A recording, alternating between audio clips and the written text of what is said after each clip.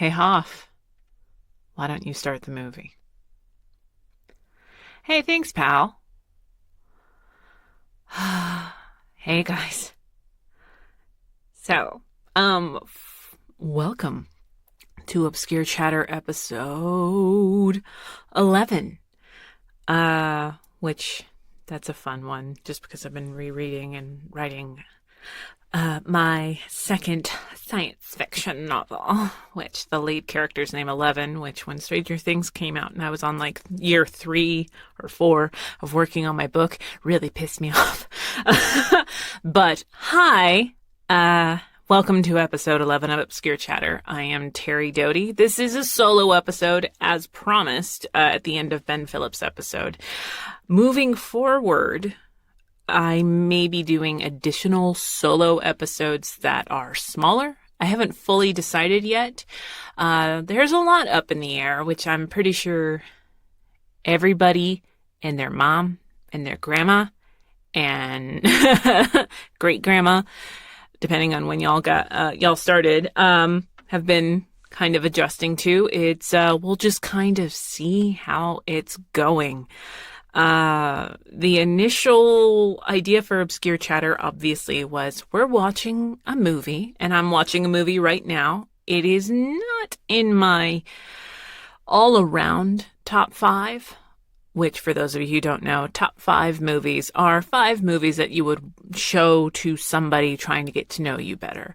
They're not your top 5 of all time. They're just however you want to do this. This is not in one of my top 5, but it's definitely in my top 5 horror, which if anyone knows me at all, horror is a really big thing for me. As a matter of fact, Erin, who is I was going to say former, that anime show fan, but I met her through, that anime show, and we physically met last April in Colorado. But she messaged me because her fiance is not a big horror fan and actually wanted to get some recommendations from me on like things that you could watch when you're not a horror fan. What I'm watching right now, which is not something that I would recommend to someone that isn't a fan of horror. But horror is a lot like most genres. It's just too broad of a term, but this is just a good one because it's one that over the past week and a half I've watched a couple of times because it's one that I typically watched a lot of as a kid to escape, and I'm sure most of us can relate, or probably I'm hoping all of us can relate to needing some form of escape because we've all been in our homes practicing social distancing. And I'm saying social distancing like that because I read something yesterday about how for some reason a lot of people are misinterpreting social distancing to mean that you can't engage with people when it is referring to physical distancing. So most people are trying to use the term physical distancing now. It's distance, 6 feet away, and just respect people's space. But obviously, I'm curious, somewhere down the line, if you're listening to this, you might be confused as to what's going on, but I highly doubt it because this is something that everybody across the entire world is dealing with right now. Yes, it is the coronavirus, and the coronavirus is something that my brother-in-law was talking about, in the abstract. My brother-in-law, for those of you who don't know, I've mentioned it on Twitter a couple of times. And if you don't follow me on Twitter, please do. I will bore the crap out of you at 280 characters or less, unless it's a thread or somebody's really pissed me off. On a thread, probably. But my brother-in-law, David, him and his wife and his 2 children actually live in China. David and Karen met while he was traveling in China. Karen moved here, but Karen is so incredibly tied to her family, which is such a foreign concept to me, but that's a whole other bag of worms. She and David always constantly went back and forth to China. They live in the Yunnan province. And Karen specifically has gone through quite a lot since Trump has been elected. And if you voted for Trump, I'm not gonna hate on you, but it is troubling. And I'm very confused as to how you and I get along as a listener and a talker if he's someone that you felt you needed to invest in. But anyways, when the travel ban happened, Karen actually happened to be in China alone, while David, who's an architect, David was just working, and David and Karen happened to be trying at the time, and Karen actually found out while she was in China that she was pregnant with my first nephew, not my first nephew by Karen and David, that she was pregnant. And Chinese doctors there really strongly urged Karen not to try to fly back. So the travel ban happened, and Jaden ended up living, being born, my nephew Jaden, ended up being born in China and spent nearly the first full year of his life not having really seen his father. And he was born a Chinese citizen. So a couple years later, Jessica came along, and Jaden is now a big brother, and Jessica is an American citizen. It's all so confusing, and I'm so worried about where they're going to go from here. But Karen, like a lot of families that are a mixture of cultures, you often worry about your children losing their culture or their cultural identity.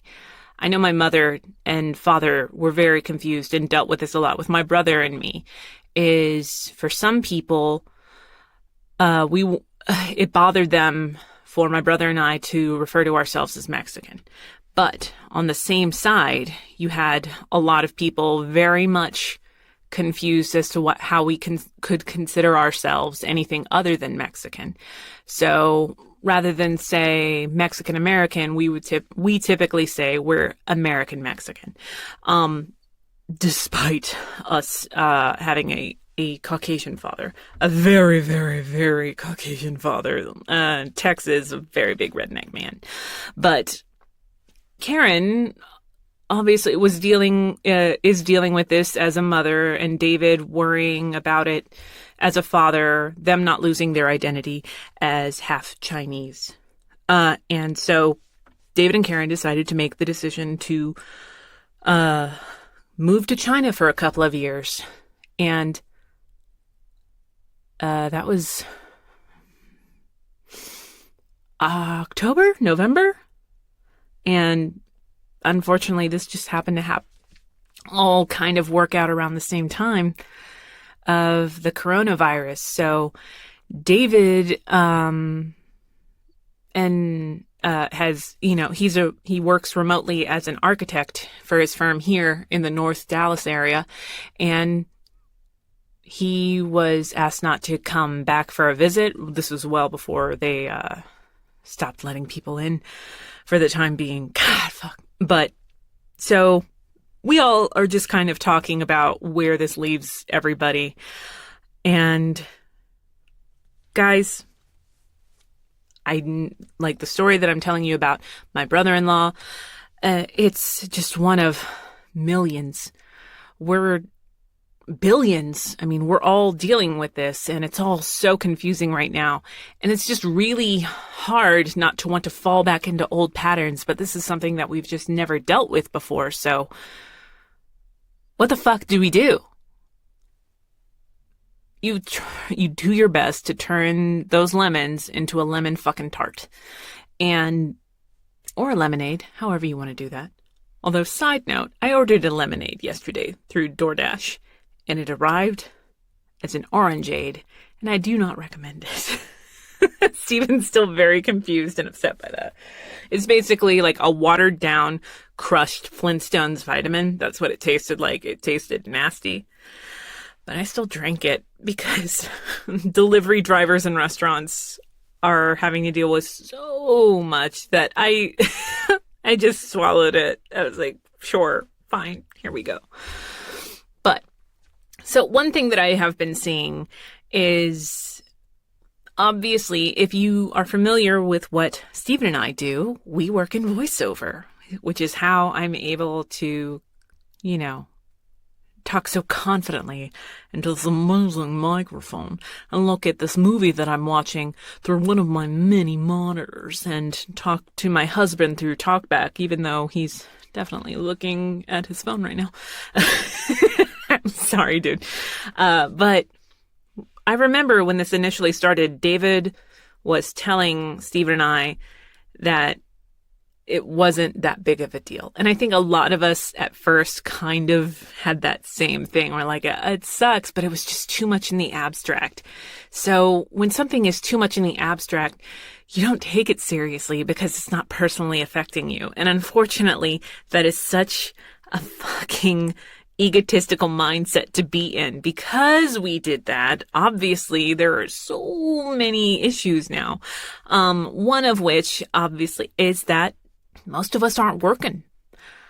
I will say I found myself incredibly busy because I am fortunate enough to have a home studio, which my agent and other friends that know me, they made sure almost immediately that I still had my home setup done, and they wanted a list of my gear and all this stuff because people are still trying to find workarounds, and we're still trying to figure that out. And I don't think it was ego that none of us ever thought about, hey, what would happen if none of us could go to the studios that have the content that we need to record?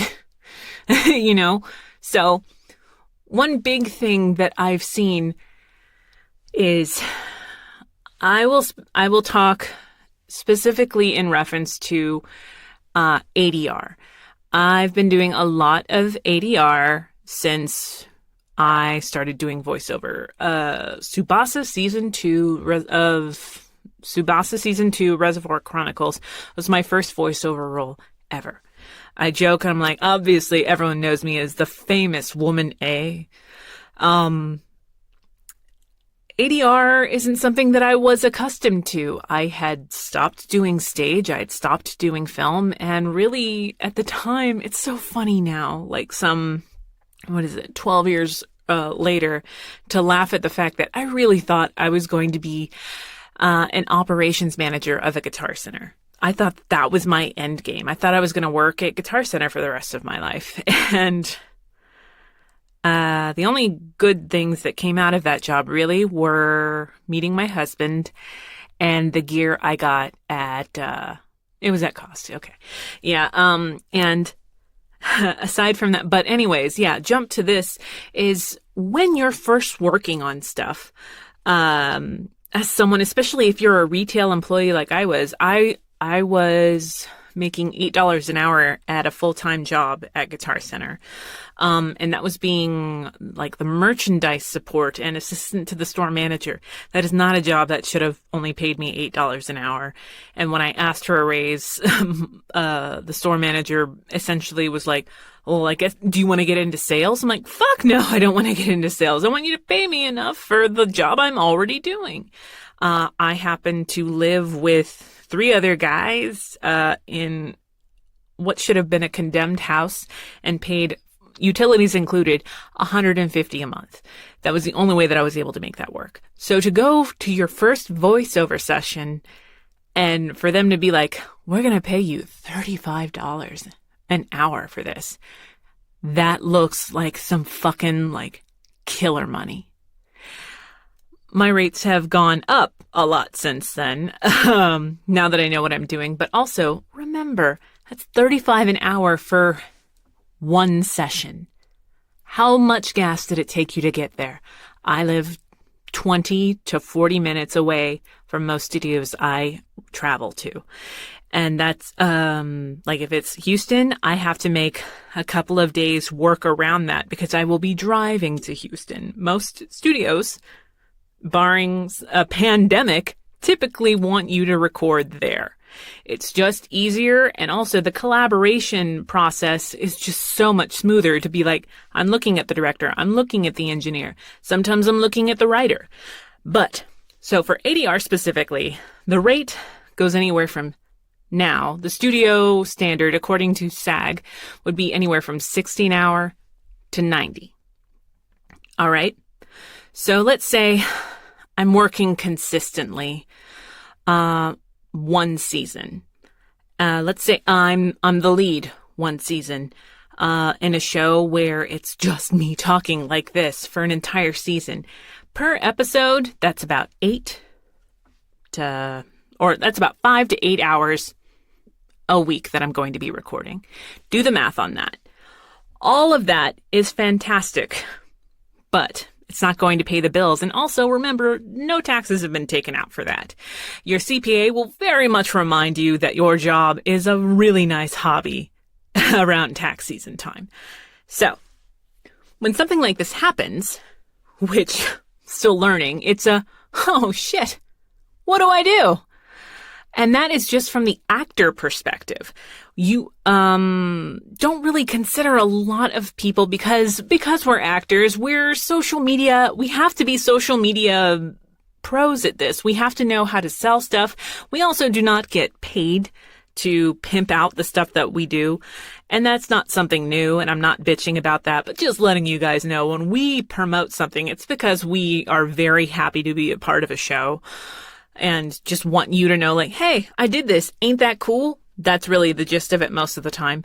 If I'm really pimping something, it's usually my own creation, like my book.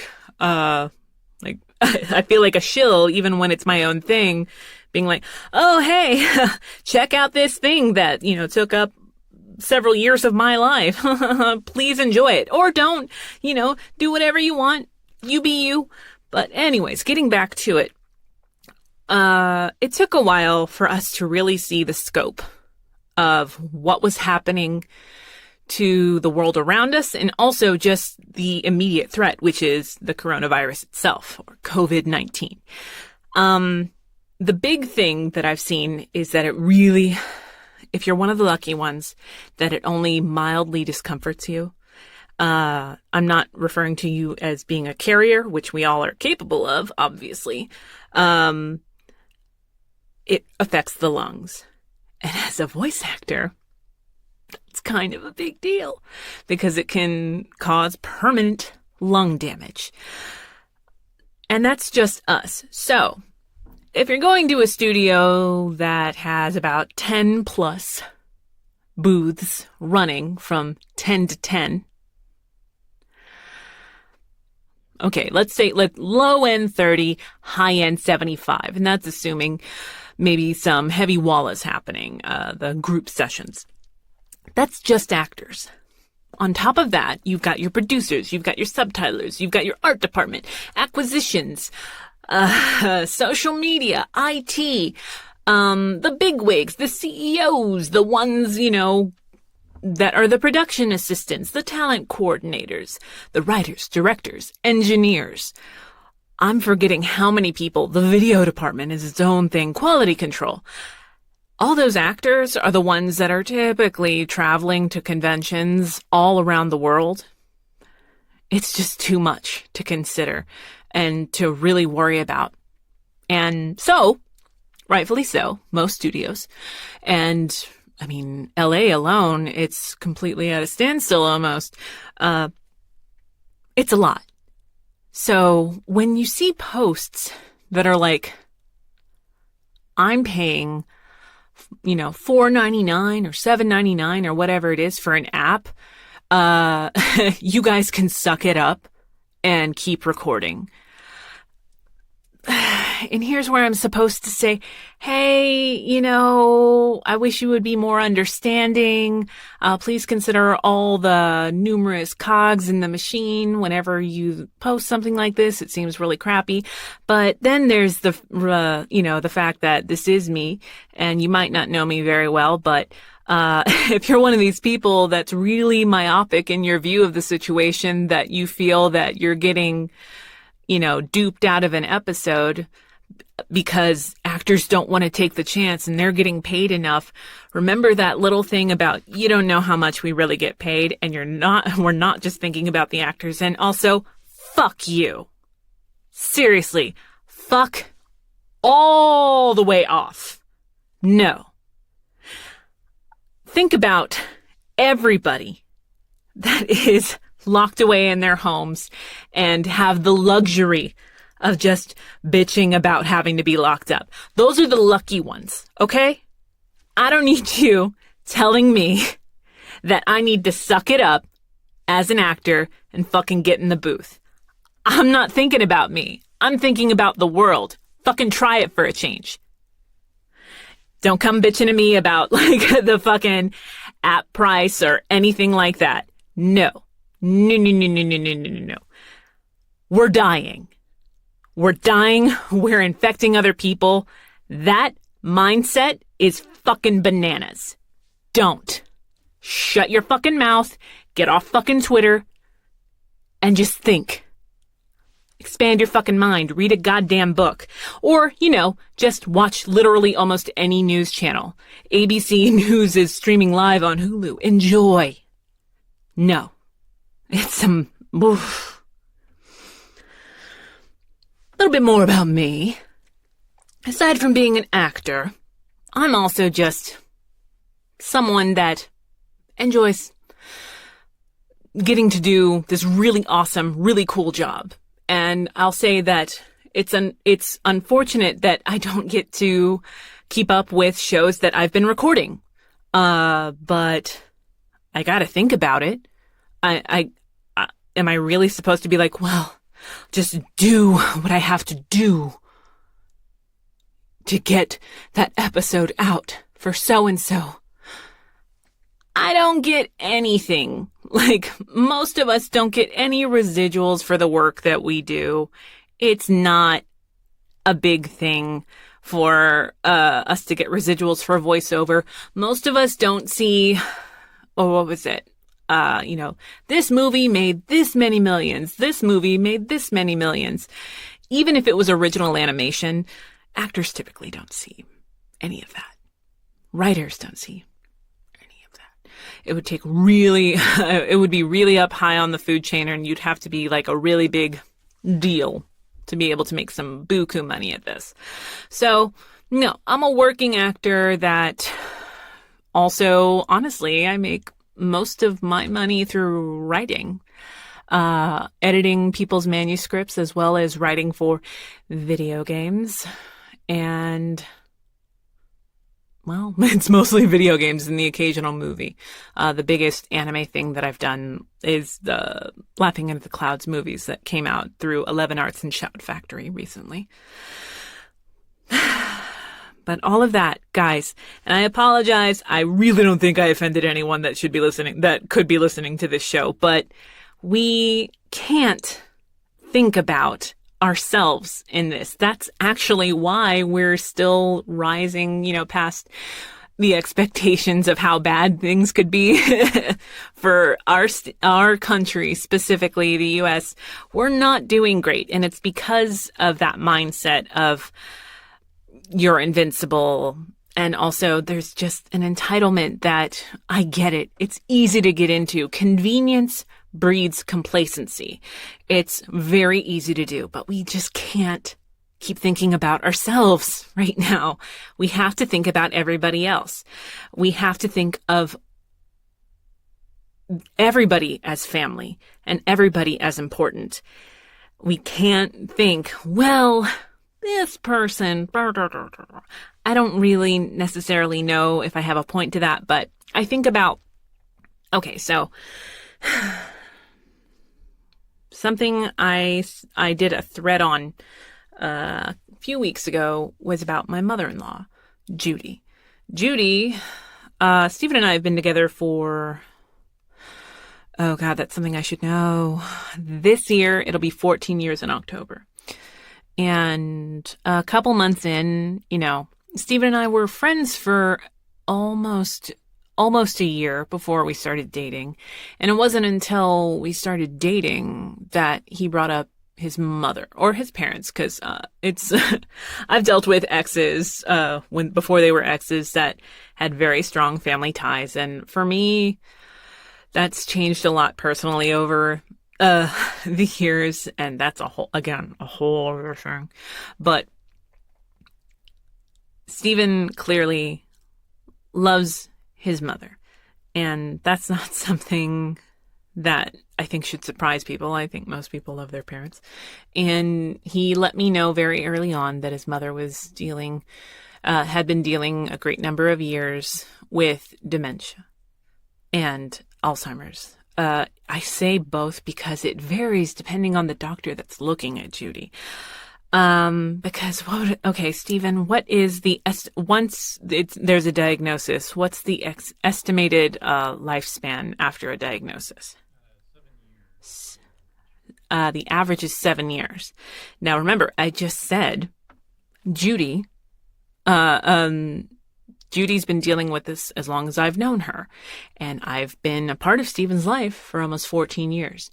So that's very confusing. But another thing about Judy, luckily, is that Ed, Stephen's dad, has really gone above and beyond as far as what a partner would do to take care of Judy the only way he really could. There's a stubbornness to not wanting to admit that you need help. And I totally get that. Sometimes I think we forget that we're going to be old one day. I certainly do. Sometimes I forget about it until I'm talking to someone that's a good 10 years younger than me. And I'm like, oh, wait, I'm way past that stage in my life. Jesus, I forgot. Time. I will be 36 on April 4th. And it's like, I really thought I would feel like older or a specific way. Because I remember when my mother turned 35 and she had me when she was 21. Yeah, I was like a preteen or a teen. I can't do math. It's Sunday. That's when we're recording it anyway. And you just don't think about this kind of stuff. But now I see what Ed has done for Judy, and I'm like, I know that my husband would do that for me, and that I would do that for my husband.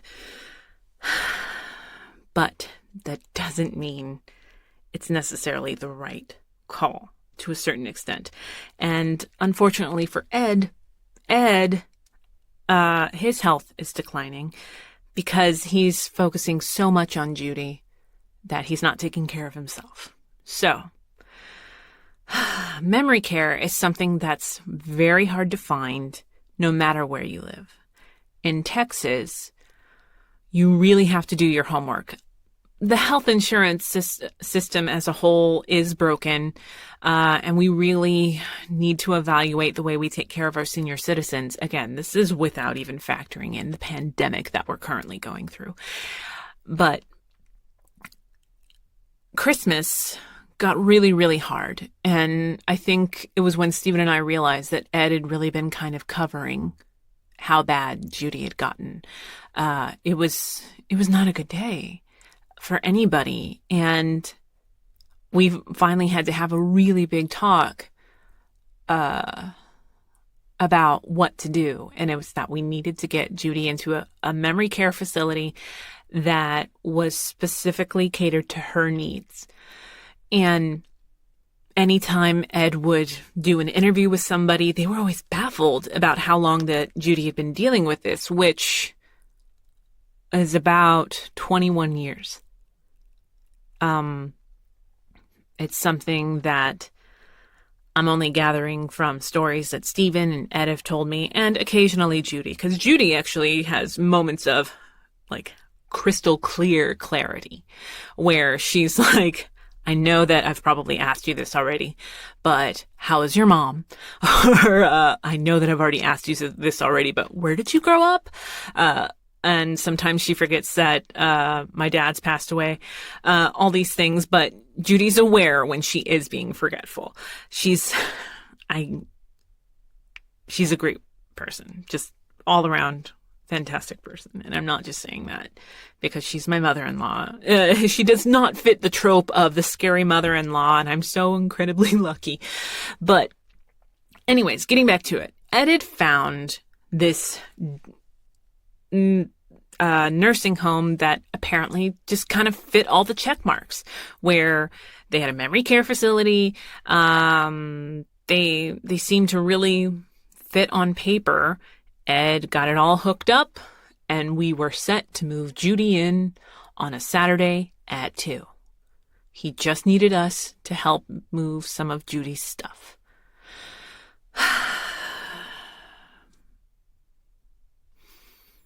Oh, what's that phrase? You want to make God laugh, make a plan.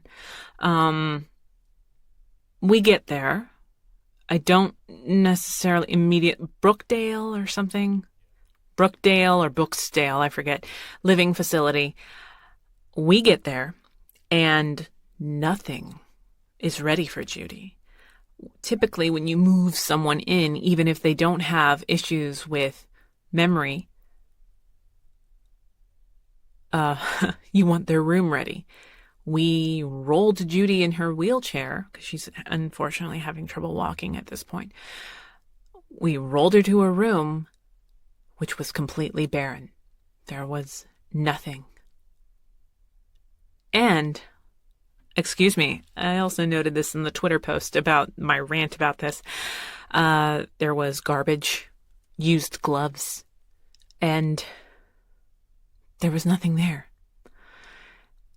Which freaked Ed out, obviously, because he's already feeling guilty enough that he's admitted to needing to put Judy in a place that can take care of her better than he can on his own, or with Heather, who's a great nurse of his that comes by a lot.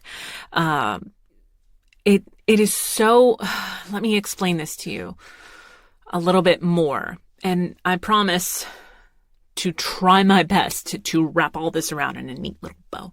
But Judy, because of her difficulty walking, would fall. Because of her memory, she would forget that she can't really walk. So she would try to get up and fall. Ed is old.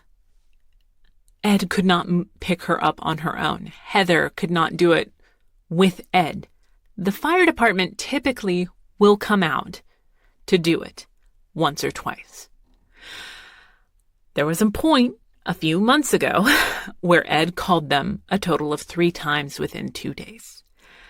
And one of the firefighters actually brought Ed aside and said, "We can't keep coming out here. We can't. I want you to think about this." And they weren't malicious about it. We could be missing a life-ending fire to come and pick Judy up. The next time we come out here, we have to charge you $1,200 to do it.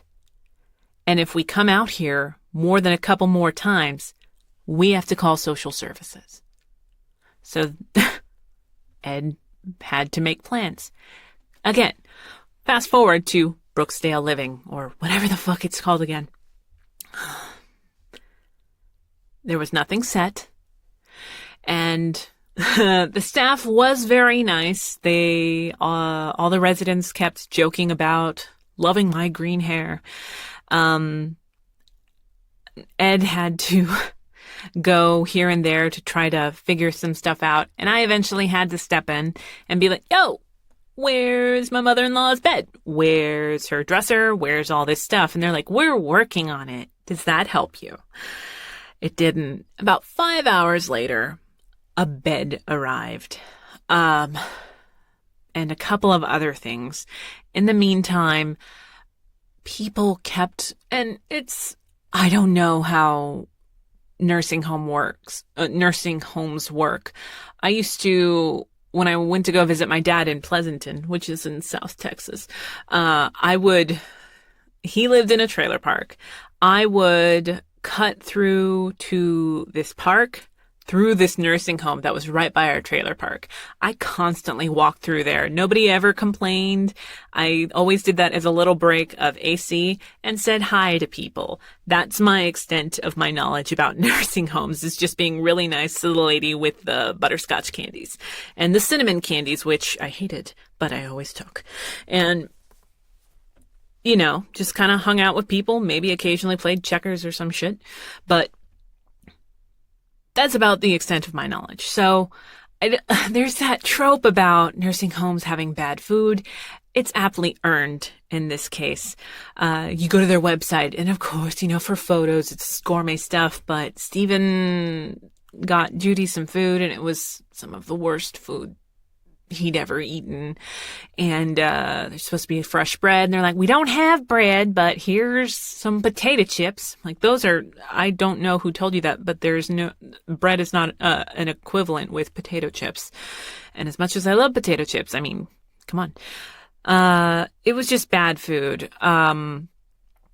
So it's a nightmare, constantly going back and forth, figuring this out. And all the while, nurse practitioners are checking on Judy. They're getting all this info on what Ed has been dealing with, what Judy can remember. And Stephen and I left. Ed seemed to be winding down, and it's when it's toward the night that Judy gets really bad. I don't know how many of you have had to deal with this, but sometimes people in Judy's condition can get violent and can yell and cry, and all of this happened. Stephen and I left, and we decided to treat ourselves to just going out. We try not to go out all that much, but it's like, fuck it, we just gotta unwind for a second. I have stopped drinking, but I'm like, it's not a healthy mindset to be in, but I'm like, I need a fucking margarita. And so we went, and before we even sat down, Stephen's dad called, Ed, and the nursing home announced that they don't know how to take care of Judy.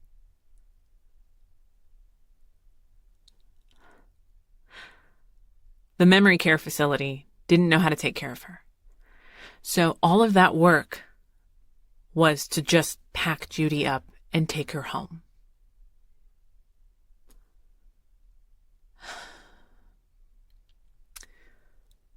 So a couple of weeks ago, Ed's still trying to figure this out. Judy falls again. Fire department is called, and social services. And they take Judy.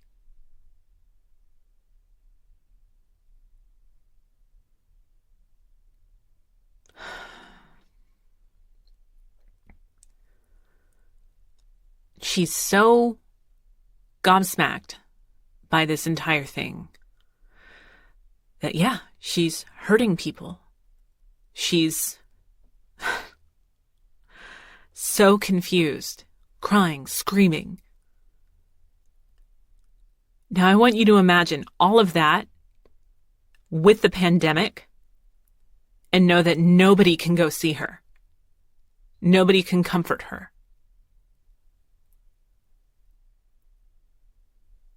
I think we need to think about that. We need, because Judy's incredibly at risk. Ed is incredibly at risk. We can't see him either right now.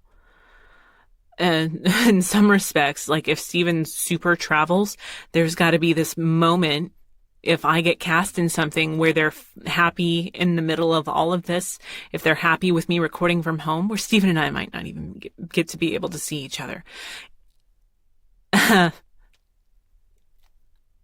That's where my anger and my saying of fuck right the fuck off about a $4.99 membership to streaming content is very much it's not even on the low burner. It's not even in the lineup to get on the burner. It's not something that is at the forefront right now of what's at risk. People dying is kind of a big deal. I can't believe I have to say that. People getting sick and having to consider dealing with permanent lung damage at, on the low end as far as permanent effects. That's a big deal. We just in the past couple of days dealt with our first infant infant death because of this. A child less than a year old. It's not cool. And I'm sorry, whenever I do episodes by myself, well, hell, even when I do them with other people, I don't like for there to be too much of a formula and too much of, an outline, because I want it to be organic. I want us to just talk about what happens to come up. And if it's something I'm not fully okay with, I've cut stuff out. I've cut stuff out of that anime show episodes. I've deleted whole that anime show episodes because of either people being mentioned or people, that I didn't know, obviously, at the time, but later down the line revealed themselves to be fucking garbage. I wasn't planning on being this much of a downer, but here we are. On social media, obviously, there have been instances where, be like, hey, nobody's posted anything positive in the past 4 hours. I have online tried to limit the bitching because I think we all, it's that, news fatigue, this donation fatigue, this really makes you think fatigue. Like at some point, I'm like, Jesus Christ, can someone just say something funny? And to that I say, cunt pheasant. I hope that made you laugh. It's something that I said once, whenever I flubbed up a line, and luckily the director laughed and didn't go, hey, I'm really offended by that.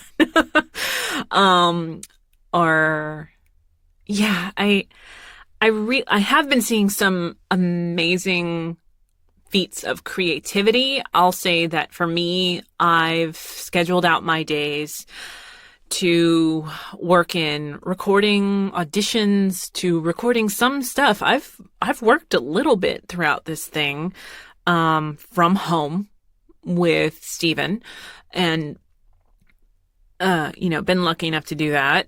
But aside from that, I try my best to work out, which I'm right now trying to figure out if I should even keep my gym membership or if I should just cancel it, because I don't know when it's going to be safe to go back. Oh my God, guys, nobody has suffered like me. I spend a whole $11 a month and I can't even go to the gym. See, that's how shitty you sound, person with your, there are hundreds of titles. Like, we are in the golden age of, oh, hey, I wanted to watch that. There it is. Stop. Quit being a dick, you dick. You can quote me on that. Quote me on it all. Obviously, it's recorded for the record. But I'm just kind of torn at the whole process. So when the main studio that I work for, posted something about like, hey, we care about our employees and care about that. So for the time being, we have to stop. It was one comment that obviously I just shouldn't have seen or dwelled on, but I did, because the bulk of the comments were, oh man, that sucks, but this was the right move. And I don't know why, but I let that fester. And then I saw other voiceover people and other friends in the industry that aren't necessarily voice actors, kind of lamenting the same thing, where it's, hey guys, I can't believe I have to say this, but, we'll eventually get to recording your stuff again, but there's kind of a big thing happening. I don't know about you guys, but I dye my hair green. And I'm pretty sure, like, there's that running joke right now of, I wonder what everyone's time skip look is going to be. But, for me, like, my hair is growing out. My nails are, I do the powdered nail thing, which, they're getting like Kruger long. But I've been watching tutorials on how to use like a nail, like the nail drill set, which is coming in soon. And, I may die. That might be how I die. But, I had to call, my hairstylist, who I've been with for almost 4 years, or about 4 years. And I was like, hey, Because the thing is, she is pregnant with her first child and due in May. It's like, hey, I am, she just recently branched off on her own and got her own little salon, and it is awesome. Stephen likes going there, and Stephen hates going to the hairstylist because it's just her chair, TV, a fridge filled with Dr. Pepper. So Stephen's in fucking heaven.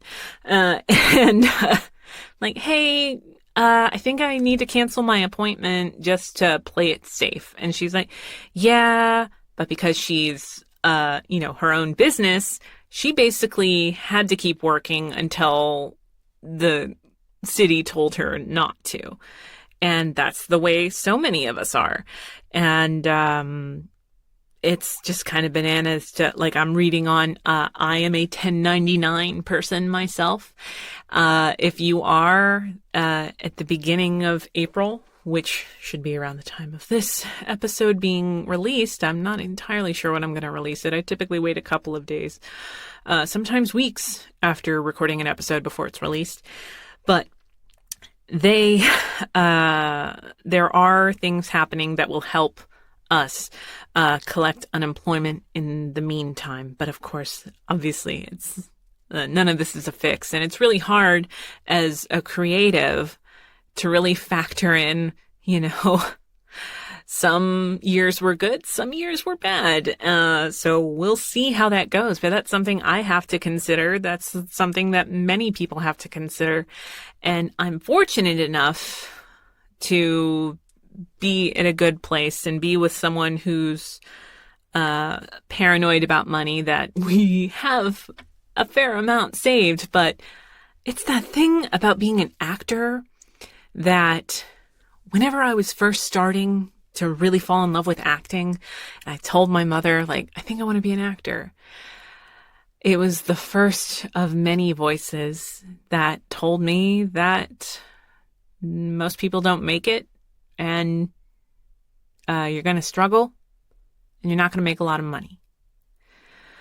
And of course, you get that first $35 an hour paycheck, and you're like, ha ha, guess I showed you, Mom. And then I didn't get called in for like 6 months. But I made $35 an hour that one time. So now, cut to now, where it's like, oh shit, I can like negotiate my rates, and made a bit of a name for myself as a writer and as an actor, where it's like, oh, hey, yeah, I can record that for you really quick. Here is my rate. Do studio fees, blah, blah, blah, blah, blah.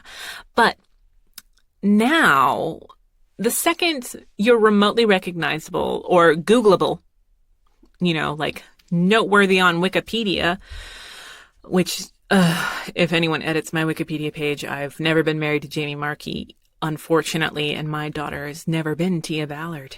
That would take science fiction to make happen. I'm talking like Whovian level science fiction to make that happen, because she's like only a couple years younger than me. Or we might be the same age. I don't know. But anyways, so the second you're any kind of remotely established, it's well, you're an actor. Don't you have like a bunch of money? No! I could be a regular on a television series, like live action, for several years and not be like rolling in dough. Again, guys, we don't typically get taxes taken out of stuff, and that one gig could be the only gig we get for a while. I've been very fortunate with both voiceover work and writing work the past couple of years that it's just worked out to where I'm like, hey, I'm not as broke this year. Steven's laughing. Okay, I'm not broke, but I really do hope that everybody hearing this, regardless of whether or not I pissed you off by being like, shut the fuck up kind of stuff. But if you're listening to this, you're probably not that person. I really hope that you guys are doing well and finding constructive ways to spend your time. Like I was initially saying, yeah, trying to work out. I get to see my husband every day, which I'm saying positive right now, but maybe tomorrow I'll be like, I get to see my husband every fucking day. Uh, but I get to see my dog every day, like constantly. I think there was a moment yesterday, and this could be dog mom logic, where even my dog was like, shouldn't you guys go somewhere? Like, I'm all for this, but I'm just kind of used to getting a little bit of time to rummage through, like, scraps, under the couch that you guys didn't see. So anytime you guys want to, like, go to the store for, like, a second, just so you know, I'm fine with that. But, but then there's, just moments where it's like, hey, oh my God, I get to see my dude all the time, and we've worked out a good thing because I'm in the middle of writing my second book, which I've made some obviously major headway in the past week or so because I just haven't had other gigs, that take up enough of my time to be like, oh shit, I guess I'm not writing today. Getting back into my Spanish, which Duolingo is fantastic and you should give it a shot. It really helps with the written and understanding, not necessarily the speaking, but for whatever language that you're going for. It's a lot of fun, and that's helped a lot. So basically, I'm doing like school setup where it's like, all right, breakfast in the morning, get ready, work out, work a little, lunch, Spanish, work out a little bit more, spend time with dog, dinner with husband, read until I pass out at around 2 a.m. and then start over. That's where I'm at. But we try to go for walks, which it seems like only in the past couple of days people have caught on to not be in big groups together, but that depends on where you are. In my neighborhood, it is so quiet. Has anyone else noticed how clear the fucking sky has been? Because that's terrifying. Steven was like, that's Venus. And I'm like, that's a fucking plane. And no, I was wrong. It was a fucking Venus. I don't think I've ever fucking seen it. Like, Jesus Christ. So glass half full moment, like, oh, the sky's really clear and it's very quiet. And I think even like the neighborhood animals are like, holy shit, Gary, I'm not shouting at you. In this scenario, Gary is a squirrel, and his friend who is talking to him, not shouting, is also a squirrel. Just soundscape ecology at play. It would be very interesting. There are even engineers that I know, they're like, oh my God, it's quiet, and they run outside with their field recorder to record just open nature, no cars, no planes. It's crazy. So glass half full, but there was a moment where I mentioned this. Stephen was fishing, or he was attempting to fish, because fishing is very much a lone activity, or like one other person, and you guys shouldn't be talking, which is why I rarely go. My dad tried to get me to fish with him, but I just could not shut the fuck up. The only thing I ever caught while fishing was a crawdad that was eating my bait. But Stephen tried to fish. Groups everywhere, people playing, soccer, picnics happening, and groups of people fishing, which even before a pandemic is really fucking annoying because shut the fuck up. Fish are going away. Stephen moved a couple of times. And then on the final time, right before he gave up, this little boy who was clearly having fun not being inside. Oh my God. Like, do you remember like the beauty of a snow day until about the halfway point where you're like, fuck, I'm done. I want to go to school and see my friends. I've already seen this episode of I Love Lucy. But this little boy ran up to Stephen, and Stephen dropped everything, pole and everything, and backed away and had his hands up. And the mother fucking was like, you don't need to do that. And Stephen went, you don't know where I've been. Channeling his Brad Pitt in Fight Club. You don't know where I've been, Lou. But, less blood and terrifying of another person. And the mother actually, had to think about what Stephen was referring to. That's where we're at. It's this whole, and I've made this joke. It was around the spring break time when that this news team interviewed a bunch of people, kids on spring break. People, mislabeling them as millennials. Guys, I was born in 1984. I'm a millennial. Calm the fuck down. I'm a millennial that really wanted to be Gen X badly.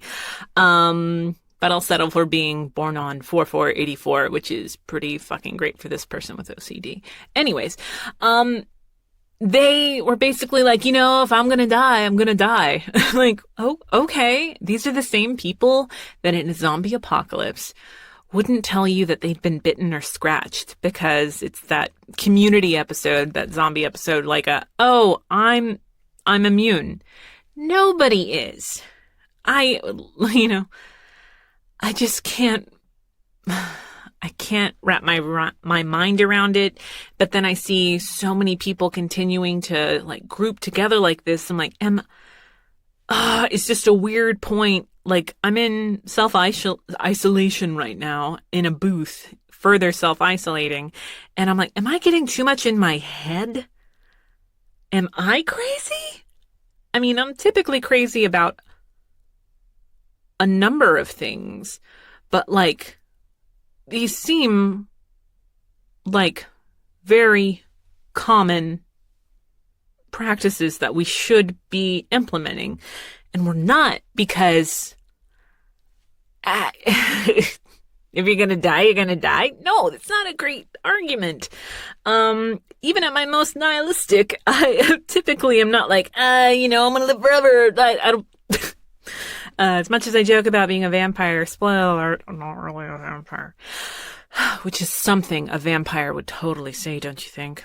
But like, this was before my county decided to do anything. There was a judge in charge of my county that said, yeah, some people are dying, but I'm not really going to worry about it. Yeah, that was the fun thing to read about your county. It was a lot of fun. But my license, with my birthday being in April, my license is about to expire. And for a variety of reasons, there's real ID happening. So anyone that's basically about to have an expired license needed to have gotten that. And I was about to go. I blew it off about a month prior when I initially got the reminder. And yeah, I'm kicking myself now. But now, at least for our state in Texas, there's a point where if your license didn't expire before like March 13th, then you've got a 60-day grace period. Don't come to the Department of Public Safety to get your license, which I always thought it was Department of Motor Vehicles until my mom worked for Department of Transportation. Like, no, it's public safety. That's where we go for our IDs. I can't speak for another state. But I went on like the 12th or something, and there was a decent group of people. I posted about this. A decent group of people, and I walked up, and there was this dude who's just pacing back and forth. He sees me walking up, and he's like, the computers are down. And I went, what? He went, the computers have been down since they opened. I've been here since 8. And I went, oh, shit. And he's like, my license expires in a couple of days. And I said, shit. And meanwhile, me and this dude are the only one practicing physical distancing. Everybody else is clumped together. I don't know what it is about a group of people when we're all together. People that aren't me always clump together. Not me. I'm a pro at physical, I don't know why I'm saying it that way. Physical distancing. Social distancing. I've been a pro for a number of years, and I'm a pretty social person. But my voice carries, so here we are. But he and I are speaking at a fair distance apart from each other, where everybody else is clumped together. And I said, well, shit, what are we supposed to do? Our licenses are about to expire. And he went, well, I don't know what you do, but I drive for Lyft and Uber. If I don't have a valid license, I can't work. And I'm like, shit. Well, if anybody gets in, it should be him. And as I'm going to my car, I see this other dude, with the very similar amount of paperwork that I had in my hand. I'm like, the computers are down. And he's like, are you fucking kidding me? I took the entire day off, blah, blah, blah. So I get in my car. I'd taken some photos, posted them on Twitter, because the world needs to know what's going on with me. Texting Stephen. And as I'm leaving, I see that dude in line with a clipboard. And so I actually repark and I'm like, oh shit, maybe they're open or maybe they're like taking someone's info. I don't know what I thought.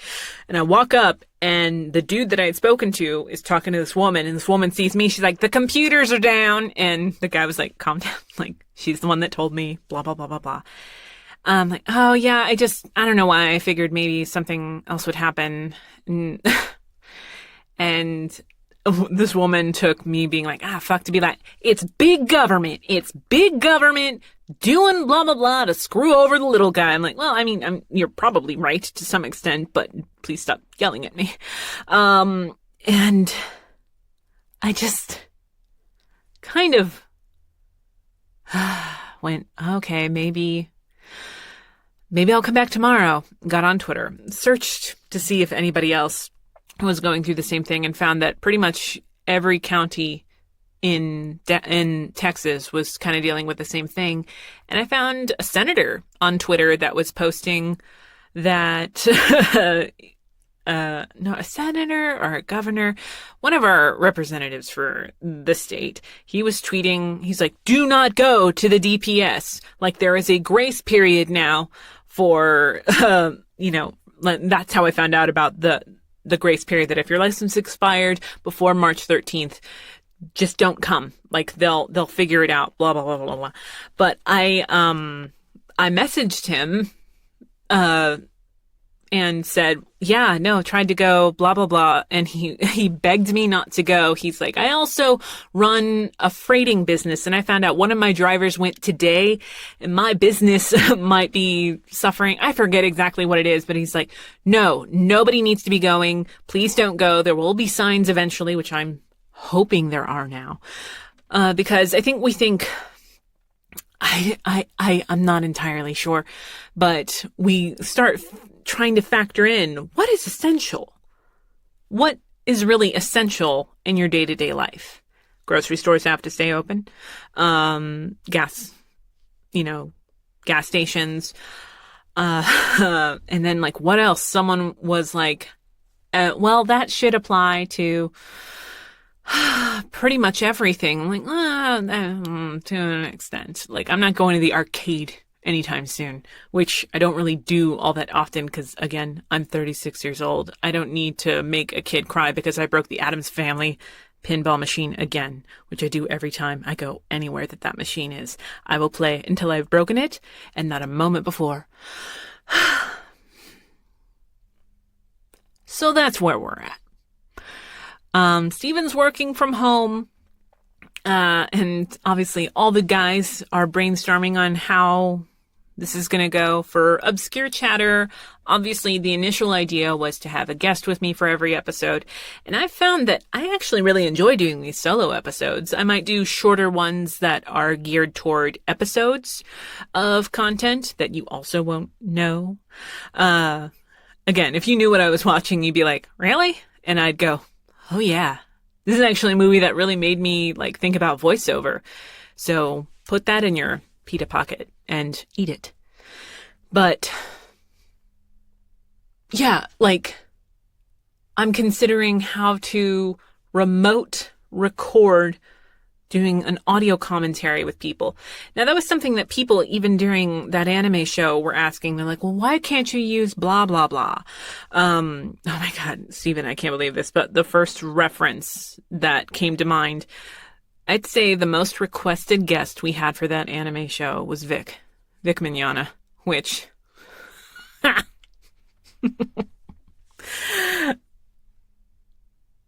and done with that. But like, hey, why don't you get blah, blah, blah? I'm like, cause blah, blah, blah lives in fucking New York. Now, the way that we had it was a 3-person setup. It was me on one mic, Tatum on another mic, and the guest. I'd say one of our more jarring episodes is when we had 4 mics, which was like me, Tatum, Joel, and Jamie.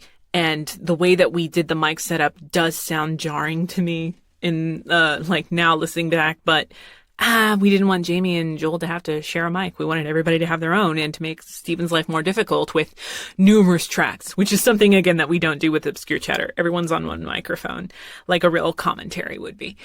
But, so,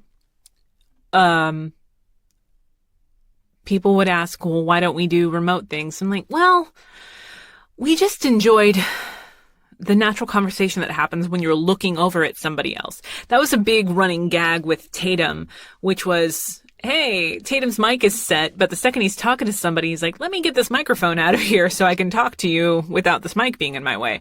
That's the kind of conversations that we would have, is conversations where we forgot the mics were there.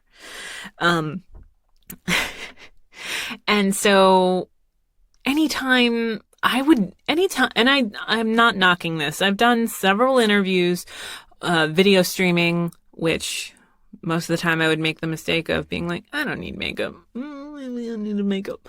Or just like the digital streaming, like through Skype or Source Connect, which is a great resource. ISDN, I'm sure that works for some people, but for me, I just can't afford a $700 phone patch that I would use maybe once a year. For me, I just can't. But I know a studio that has one if you need it. But, so anyways, getting back to it, I just never really thought about it whenever Obscure Chatter started getting formed and firmed in my head, is going, what if I want another guest? Now, with the world that we currently live in, we're trying to figure it out. Where the episode itself wouldn't suffer with some of that natural conversation that happens. I'm not sure about you guys, but I don't care how confident, how cool, how collected you are. On the phone, we're all awkward as fucking shit. I am not cool on the phone with anybody. Like, at all. I used to make the joke, when I would do like voices, I'm like, you know what would be a fun job? Phone sex operator. And just be like, yeah, no. And then just kind of like filing my nails as this dude's like, all right, Candy, like, you've been a bad girl. I'm like filing my nails like, yeah, I have. Like, I love the confidence, but in reality, I'd be like, I'm super awkward and I don't even assume that you're touching yourself. So as a phone sex operator, I'd be like, yeah, big guy, do it. Do it to it. Take it to the limit. My boss. You're actually supposed to be British. You're like, am I not being British right now? My bad. He got off regardless. So there's that. Anyways, tangent. Hello. Hi. But for interviews, I don't know. We're looking into it, but there's just something about, like, when, one of my favorite episodes was Natalie's episode. Natalie and Damon's are two of my favorites. Everybody's great, but these are people that I hang out with that I feel like I got to know better through their episodes, and I thought I knew them pretty well. Same goes for Ben. Everybody, but like, there are just some people that are like, oh, this is going to be easy and we're going to talk about this, this, and this. But then in the middle of interviewing them, you're like, wait, do I fucking know you at all? And so I don't feel like those would have happened as organically, and the conversations that we stuck to wouldn't have happened if we weren't actually looking at each other as we're having, this moment. But it's something I have to consider because I do enjoy doing the show, and obviously it's a great way to spend my time, the free time that I do have, which, obviously we all have to find a way to fill our time. I've read numerous books, and I hope that you're also reading, because reading is a fantastic escape. And like I mentioned, I feel shitty saying it this way, but maybe if I do it with this. If you're a fan of science fiction, you might enjoy my book, One of Few. And there was a limited time deal. It's probably over by the time you hear this, but the Kindle is $2.99. And if you get the Kindle, you can get the audiobook for like $7.95. And that's a full vocal cast. The prints are made to order. Amazon's really cool about that. A lot of us have our gripes about Amazon, but that's how I'm able to release books through indie sources with my LLC, is through Amazon doing print to order. And it's just a really cool option. But numerous authors, on that respect, a lot of authors, especially if they are indie or self-published, have been putting deals on their books, because I think they've caught on to the fact that we're all looking for ways to spend our time. Just like how movies are coming out that were supposed to be in theaters are now streaming for about the price of a movie ticket. For, like 1 to 2 movie tickets, you can just stream, The Invisible Man, which I want to see really, really bad. Yeah. I'm saying there are ways to spend your time, and that we've just got to make the most of it. Be aware, there's really no excuse in this day and age to be ignorant to the world that we are currently figuring out. Once things calm down to, I guess, a respectable place. Respectable? What the fuck? Once stuff calms down, there is no forgetting, obviously, what we've gone through in this specific stage.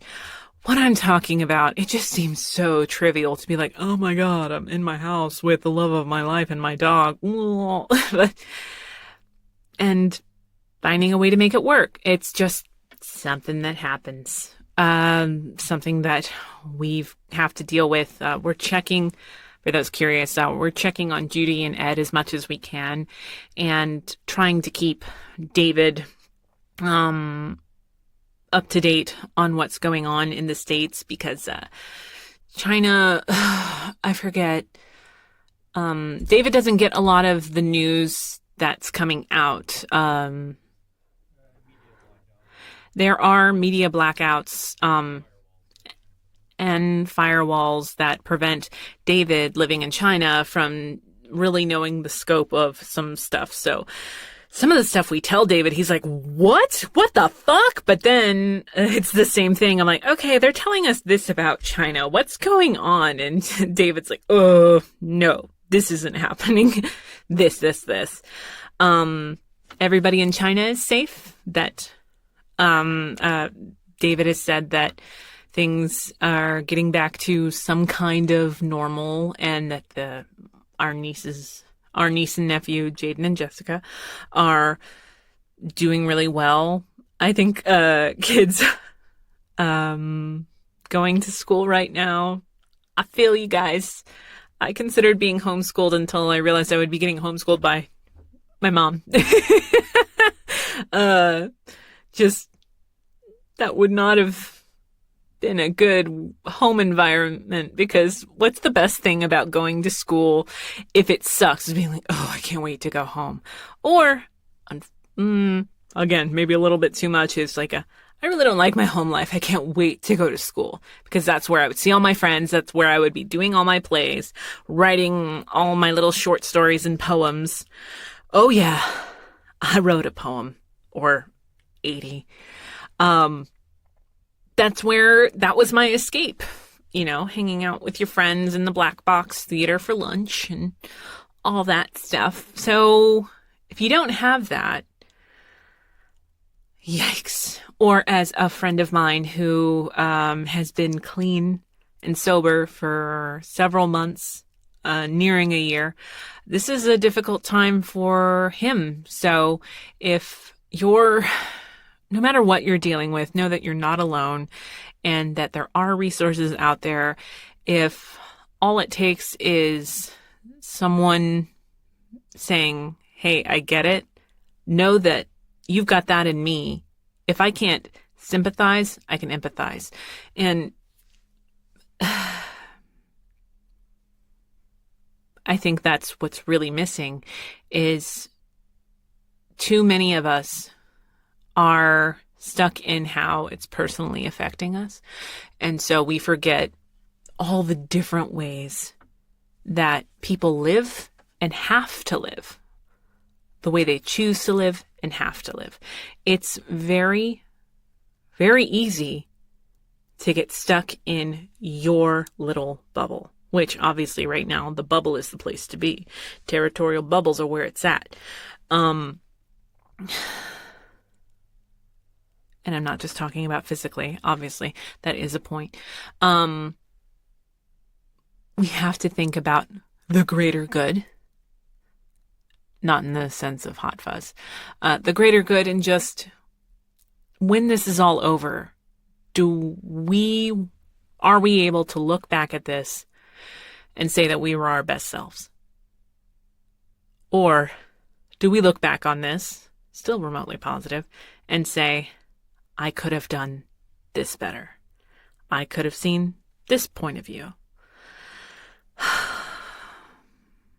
It's just kind of crazy. This is fucking insane. This is something that, for me as a kid, living in the 2000s was this abstract thing basically until it happened. Because saying that you live in the year 2020, or thinking, I don't know who's like, I come from the year 2020.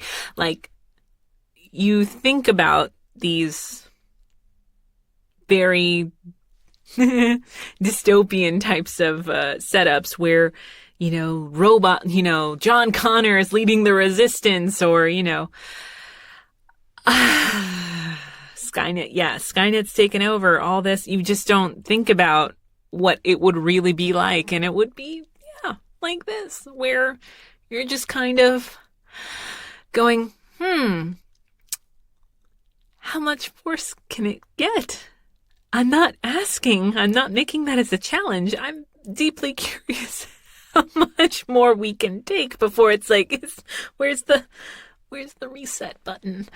I think we need to remind ourselves that nothing is permanent. Everything ebbs, everything flows.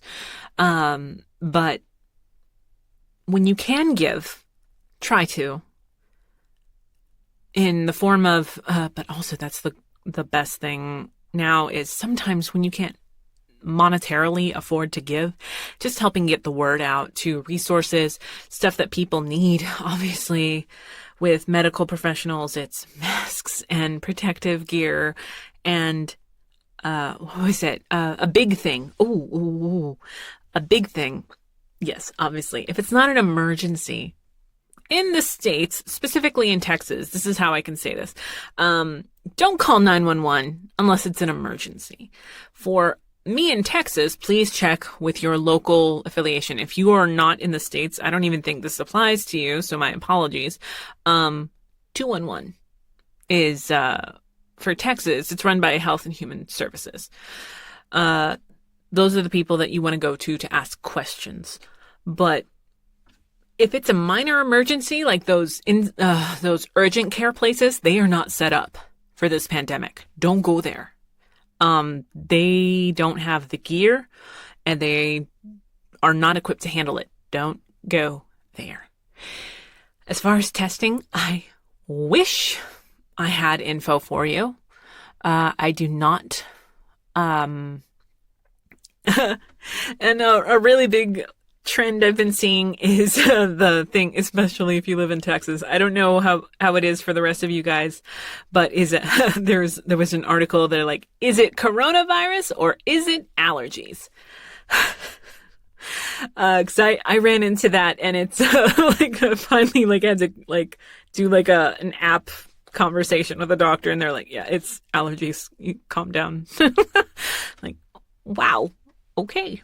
Sorry. I'm sorry. I get all in my head and all paranoid, but yeah, I really, really hope that you guys are staying safe, watching a bunch of horror movies because, and if you need a recommendation, you can always bug me on Twitter at TEedotally, TEEDOTALLY, or at Obscure Chatter, which also has its own Twitter. And if you have a question for a future episode, which may or may not be solo, you can message me through either of those links via post or through email at perpetuallyoffbeat@gmail.com. I have hit the credits, so we are wrapping up here, but if you have been a Ko-Fi contributor, I really, really appreciate you continuing to support Obscure Chatter. If you're listening and you enjoy what you hear, please do review us through whatever podcast resource that is your poison. And if you have a suggestion for a podcast arena that we haven't explored, please do let me know. I'm all for sharing that RSS feed, but I really do appreciate you guys listening. Again, stay safe. And if anyone wants to give you some shit, just remember that in my head, I'm telling them to fuck the fuck off.